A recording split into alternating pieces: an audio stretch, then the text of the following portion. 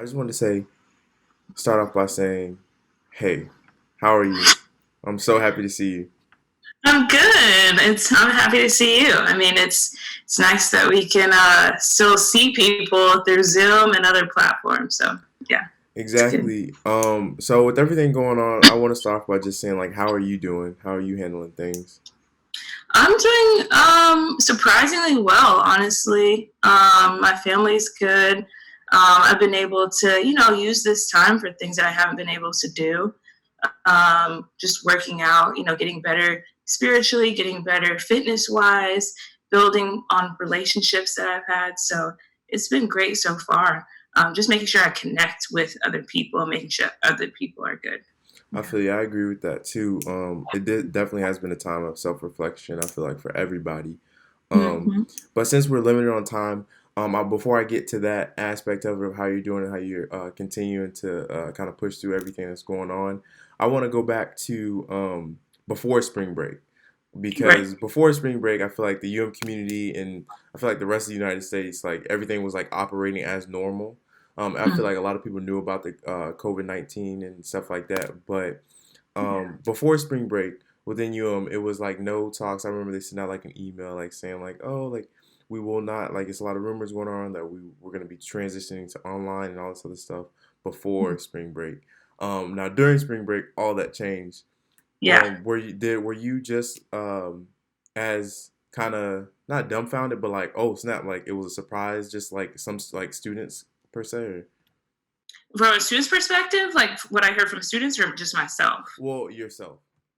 I mean, personally, I like to take things as they come and not think too far into the future. And so, yeah, even I had a few students kind of approach me like, "Hey, should we start, booking flights? Should we start doing X, Y, and Z?" And so I kind of just, I guess, encouraged them to just adhere to the university communications. So myself, yeah, I wasn't really too forward thinking. I was just kind of like in this moment, let's see what today comes, and let's just take it by there, and then we'll cross that bridge once we get there. So that's kind of how I looked at it. Yeah. Got you. But did it come as a surprise when the move to virtual, like, because everything happened so fast? Was it a surprise for you as Yeah. well? It wasn't a surprise that spring break was going to be extended, because I kind of kept up with what was going on in higher ed. And so that was kind of the trend.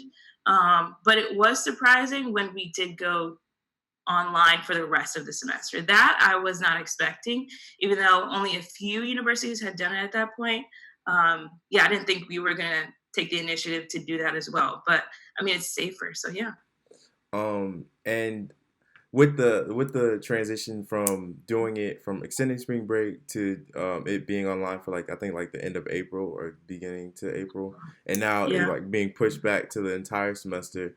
Um, Were you prepared?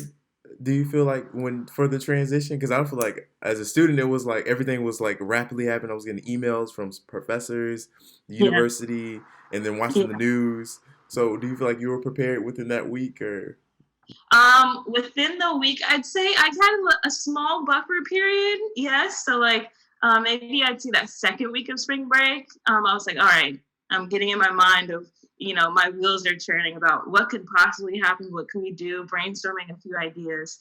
Um, so yeah, that first week I was like, oh, what's gonna happen? But kind of that second week that you guys were on spring break, that kind of gave us a little bit of time to kind of catch up and make some changes. Yeah. okay? Yeah. Now before the start of the semester, I remember the study abroad office canceling programs, a lot of programs, mostly in Asia. So like U Shanghai, I know got they didn't like it got canceled, and I Mhm. think Japan and South Korea like it was like a domino effect. Did you have Yeah. any students that were studying abroad in Asia this semester? I don't think in Asia we had of course, study abroad students that were studying abroad, and so yeah, they were definitely impacted. They were able to get home safely in time. So yeah, I think the study abroad did an amazing job, with the situations that they could. Working with other countries is super hard. Going under their rules, their policies, things like that. So thankfully, we were able to get our scholars back to the United States. Yeah. Now, your role within OAE, you kind of Mhm. have more of an advisor role, mentor role, and having those students, your students, experience that being abroad with the travel bans and stuff like that. How were Yeah. you able to kind of help Yeah. facilitate all that? Because I know it was very stressful. I remember when doing the Hong Kong thing, that was a bit stressful when you checked in and stuff like that. So how was it this time around with like a more than just one student? Right. Yeah. So I think we just, spent a lot of time just unpacking, how they were feeling while they were there. It's almost a bit of a loss. You had expectations. You had a lot of either programs or trips that were planned, and so all of that. Even you spent time, you spent money, resources. Spending time with family and friends that possibly could come out too. So a lot of those plans were diverted. So, just kind of making sure that they're okay emotionally as well. But yeah, I'd say that just making sure that they have a safe space to kind of unpack, talk about some things, and academically too, because it's different doing online at but doing online at a abroad university is totally different. And so they have different challenges, and so just kind of working through that as well.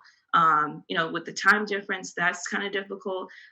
Some of them don't have online Zoom or Blackboard Collaborate, so they're not even able to see their classmates. And so it's a totally different process. But yeah, just making sure that they feel encouraged, that there's somebody that's here, that's in their corner, that supports them, and kind of can walk them through some of those challenges.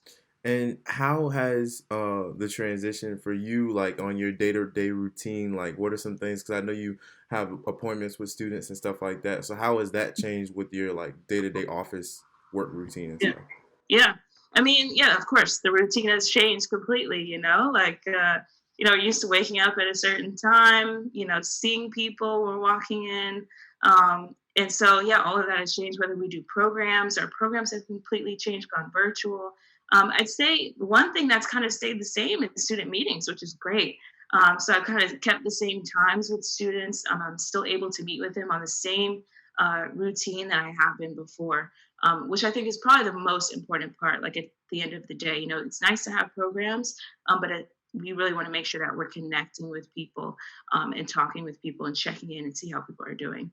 So that's kind of the one thing that's remained constant is those student meetings. But yeah, my schedule has definitely changed and has impacted a whole lot. Now beyond the work and stuff like that, Mhm. how personally how have you been able to adjust with everything beyond like the virtual learning and with work and stuff, but more on the personal aspect with like self-reflection or like Yeah. time with family stuff like that? How has that been Yeah. working out? Honestly, it's been a lot better, I'd say. I've really taken this time to, like you said, self-reflect, and work on myself. I don't think I've taken better care of myself than at this point. And so I feel like I shouldn't have taken this epidemic. But yeah, for me, I think this has been a great time. I live by myself, so I don't really have that many responsibilities. But I don't want it to be just about me. I don't want this time just to be about what did Shayla do, during this? How did Shayla come out of COVID-19? But how can I help other people come out of this? Because there's other people that are in isolation who are living alone, that aren't doing as well as me, that are also struggling. And so I want to make sure that they, see how they're doing and check in on them as well. But personally, this has been, I'd say, pretty good despite some of the challenges. Okay. Well, I don't Yeah, want to hold you too long, and I really do appreciate you taking the time to speak with me with of the Miami course. Hurricane and everything. Like, thank you. Yeah. Thank you for having me. All right. Go Canes! Yes, go Canes.